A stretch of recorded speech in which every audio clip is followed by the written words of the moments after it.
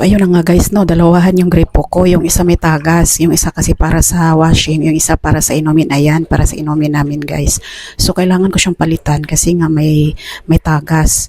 Ayun, so, kailangan ko munang pumunta ng hardware para dyan. So, nakabili ako guys. Ayan na siya guys. So, hindi pala ako lang bumili pero yung pinambili saan ako. Ayan, thank God kasi nakabili kami kaagad ng pampalit.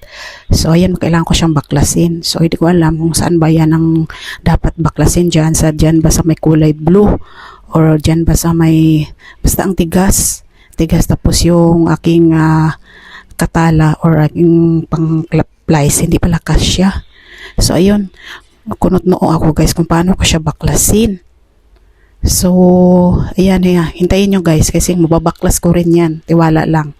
So, gano'n talaga guys kapag may isang dekada ka ng hiwalay sa asawa. Ayan, matuto ka talaga. Matuto kang tumayo sa sarili mong mga paa. Although, dati pa naman natuto ako. Ayan, mas lalo na ngayon kasi syempre sarili ko lang aasahan ko kapag wala yung mga anak ko. Ayan. So, ayun na nga, nabaklas ko na siya. Bumili ako ng hardware kasi para dyan sa tiplon kasi may taga siya kapag walang tiplon. Ayan, nakabit ko na siya. So check ko muna at saka binuksan ko yung metro. Ayan.